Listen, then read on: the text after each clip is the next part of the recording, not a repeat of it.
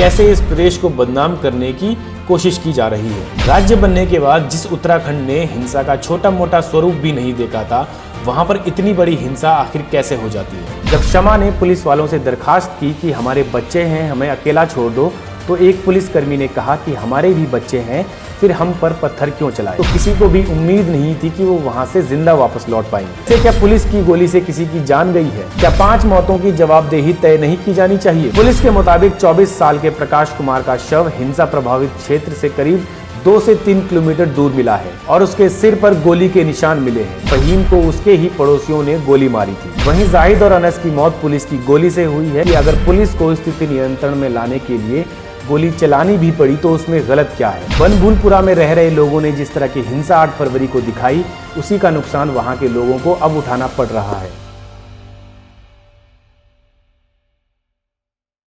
हल्द्वानी में हुई हिंसा के बाद अभी भी बहुत सारे सवाल हल्द्वानी की उन शांत गलियों में उलझ रहे हैं। राज्य बनने के बाद जिस उत्तराखंड ने हिंसा का छोटा मोटा स्वरूप भी नहीं देखा था, वहां पर इतनी बड़ी हिंसा आखिर कैसे हो जाती है। कैसे प्रदेश के एक हिस्से में अल्पसंख्यक समुदाय इतना उग्र हो गया कि उसने पुलिस पर ही हमला कर दिया, और कैसे इस प्रदेश को बदनाम करने की कोशिश की जा रही है। इन सभी सवालों से घिरे आप सभी लोग शायद हिंसा के बाद के हालातों से वाकिफ ना हो, लेकिन हिंसा कैसे एक देश को, एक राज्य को, एक पूरे वातावरण को खराब करके रख देती है, उसके लिए आपको हिंसा के सारे पहलुओं को जानने की जरूरत है। इस वीडियो में हम आपको हल्द्वानी हिंसा से जुड़ी कुछ बड़ी और कुछ जरूरी बातें बताएंगे ताकि आप हिंसा के प्रभावों को अच्छी तरीके से समझ सकें। हल्द्वानी हिंसा में 5 लोगों की मौत हुई है और 100 से ज्यादा लोग घायल हुए हैं।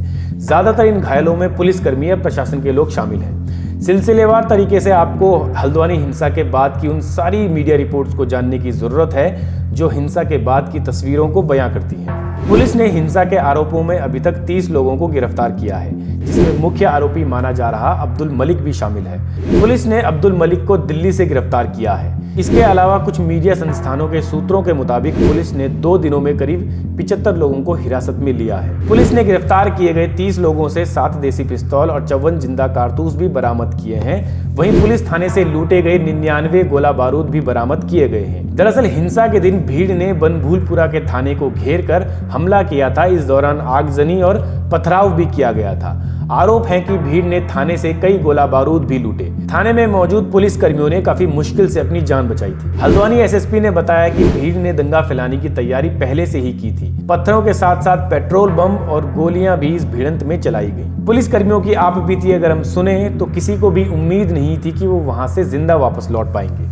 यहाँ तक कि महिला पुलिस कर्मियों पर भी हमला किया गया था। कई पुलिस वालों और पत्रकारों को चोटें आई और उन्हें अस्पताल में भर्ती कराना पड़ा। मुख्यमंत्री पुष्कर सिंह धामी ने भी खुद अस्पताल में पहुंचकर घायलों का हालचाल जाना था।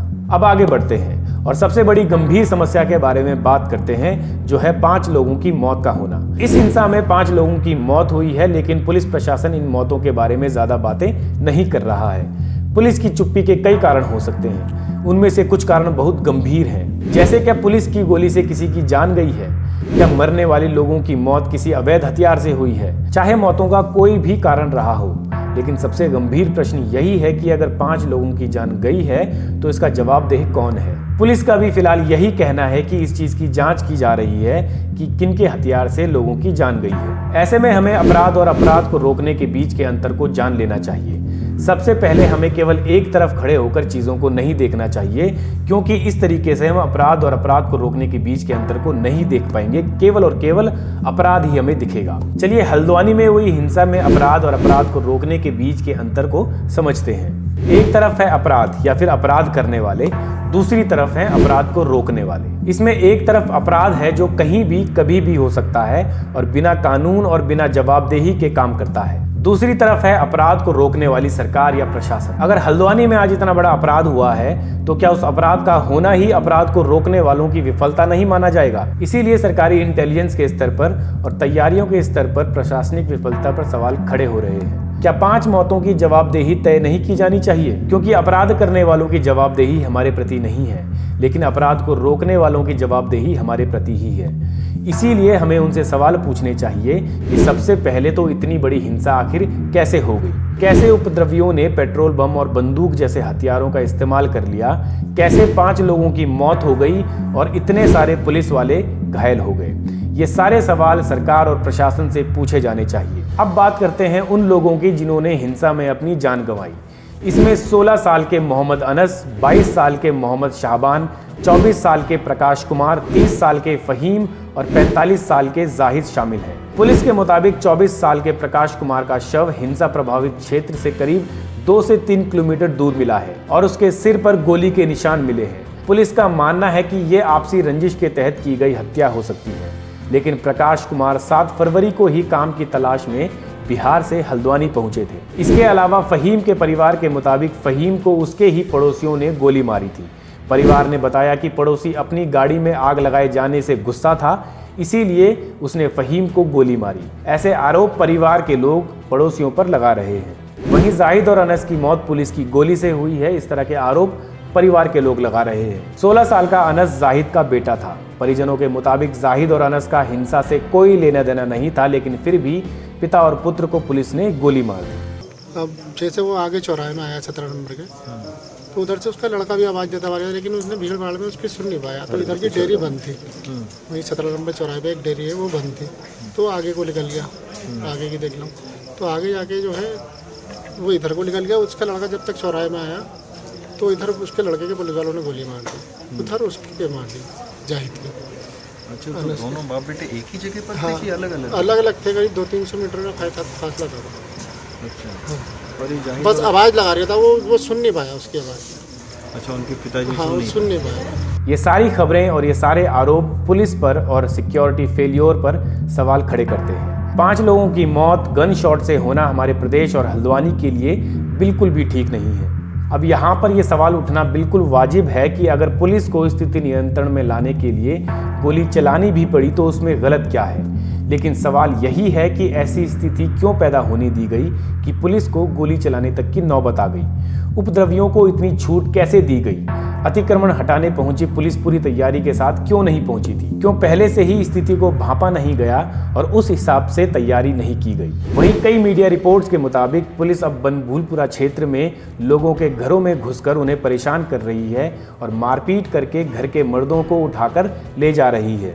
जैसे 38 साल की शमा ने बताया कि पुलिस उनके घर में घुसी और परिवार के लोगों के साथ मारपीट की और उनके पति नईम को उठाकर ले गई। जब शमा ने पुलिस वालों से दरखास्त की कि हमारे बच्चे हैं, हमें अकेला छोड़ दो, तो एक पुलिसकर्मी ने कहा कि हमारे भी बच्चे हैं, फिर हम पर पत्थर क्यों चलाए। पुलिसकर्मी की बात बिल्कुल सही है, क्योंकि ये चीज़ वहाँ के लोगों को पत्थर चलाने से पहले सोचनी चाहिए थी। लेकिन अगर नईम हिंसा में शामिल रहा होगा तब तक ही ये बात सही हो सकती है, क्योंकि पुलिस का काम बदले की भावना से काम करने का नहीं बल्कि कानून संगत काम करने का होता है। ऐसे में पुलिस को सबूतों के साथ उपद्रवियों की फोटो मीडिया में दिखानी चाहिए ताकि उनकी कार्यप्रणाली पर सवाल न उठें और कानून पर लोगों का भरोसा बना रहे। ऐसा इसीलिए क्योंकि महरीन नाम की एक महिला ने बताया कि पुलिस ने उसके घर में घुसकर उसके साथ मारपीट की और उसके पति को उठाकर ले गई। जबकि महरीन के मुताबिक उसके पति ने हिंसा के दौरान सड़क पर पड़ी एक महिला पुलिसकर्मी को उठाया और उसे पानी पिलाकर उसकी मदद भी की थी। वो पुलिस वालों को कहती रही कि उसके पति हिंसा में शामिल नहीं थे, लेकिन पुलिस ने फिर भी उसके पति को हिरासत में ले लिया। इसी तरह कई लोगों के बयान खबरों में छपे हैं जहां लोग कह रहे हैं कि पुलिस घरों में घुसकर मारपीट कर रही है और मर्दों को डिटेन कर रही है। वहीं पुलिस प्रशासन का इन सभी आरोपों पर कहना है कि अगर किसी व्यक्ति को लगता है कि वो निर्दोष है तो उसे मजिस्ट्रियल इंक्वायरी के दौरान इस बात के सबूत देने चाहिए। इसके अलावा उत्तराखंड के डीजीपी अनुभव कुमार ने भी कहा है कि पुलिस बिना सबूतों के आधार पर कार्रवाई नहीं कर रही है। ऐसे में पुलिस पर ज़्यादा सवाल खड़े ना हो, इसके लिए ज़रूरी है कि पुलिस मीडिया के सामने सबूतों के आधार पर उपद्रवियों के नाम और फोटो सामने रख दे। अब अंत में हमें एक बात ध्यान रखनी चाहिए, वो ये कि अपराध करना जितना आसान होता है उतना ही मुश्किल होता है उस अपराध के नुकसानों को झेलना। बनभूलपुरा में रह रहे लोगों ने जिस तरह की हिंसा 8 फरवरी को दिखाई, उसी का नुकसान वहाँ के लोगों को अब उठाना पड़ रहा है। और संभव ये भी है कि इसमें कई निर्दोष लोग पिस भी रहे हैं। इसीलिए किसी भी सवाल का जवाब हिंसा कभी भी नहीं हो सकता है। वहीं पुलिस और प्रशासन पर सवाल उनकी कार्यप्रणाली को लेकर है। क्यों पूरी तैयारी नहीं की गई थी हिंसा को रोकने की? 5 लोगों की मौत कैसे हो जाती है? और अब बेगुनाह लोगों को परेशान करने के आरोप भी पुलिस पर लग रहे हैं। और सबसे ज़्यादा जवाबदेही पुलिस प्रशासन और सरकार की ही है। अब देखना ये होगा कि सरकार और प्रशासन अपने ऊपर लगने वाले इन सभी आरोपों के जवाब कब तक देती है। इन सभी खबरों से जुड़े लिंक मैं आपको डिस्क्रिप्शन में दे दूंगा, वहाँ पर आप जाकर इन खबरों को पढ़ सकते हैं। इसके अलावा आप इस खबर पर कुछ कहना चाहते हैं तो कमेंट बॉक्स पर आप अपनी राय ज़रूर दे सकते हैं। इस खबर को ज़्यादा से ज़्यादा शेयर करें और सुनेगा इंडिया को फॉलो और सब्सक्राइब ज़रूर कर लीजिए। मेरा नाम विकेश है। बहुत बहुत धन्यवाद।